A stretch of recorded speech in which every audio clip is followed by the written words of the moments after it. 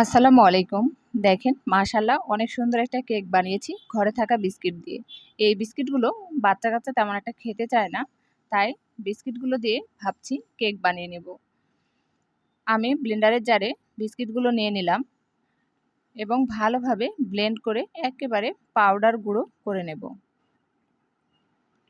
বিস্কিটের গুঁড়োগুলো এবার একটি বাটিতে ঢেলে সাইডে রেখে দেব। একই ব্লেন্ডারের জারে 2টা ডিম, হাফ কাপ চিনি এবং 1/4 কাপ সয়াবিন তেল দিয়ে ভালোভাবে ব্লেন্ড করে নেব। আর হ্যাঁ, এর ফাঁকে আমি স্বাদমতো লবণ এবং ভ্যানিলা এসেন্স দিয়ে নিয়েছিলাম। এবারে হাফ কাপ ময়দা, 2 টেবিল চামচ গুঁড়ো দুধ এবং 1 চা চামচ বেকিং পাউডার ভালোভাবে চেলে নিলাম।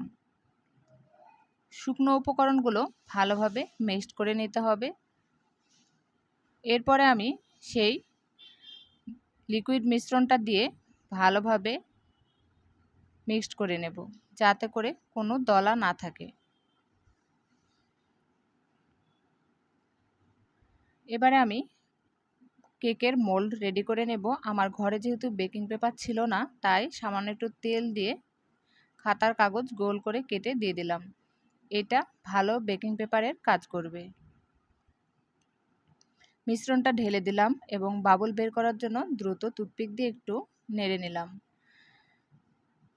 ওভেনে 180 ডিগ্রি তাপমাত্রায় 25 মিনিটের মতো বেক করে নিয়েছিলাম। মাশাআল্লাহ কেকটা কিন্তু অনেক ভালো হয়েছিল। খেতে কিন্তু অনেক বেশি মজা ছিল। কিন্তু আমি যেহেতু অনেক দ্রুততার সাথে কাজ করেছি, তাই ভিতরে কিছু বাবলস থেকে গিয়েছিল।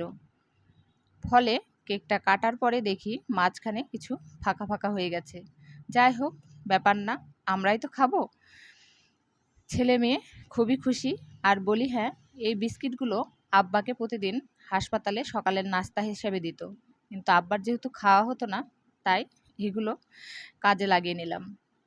যাই হোক, কেমন লেগেছে কমেন্ট করে জানাবেন।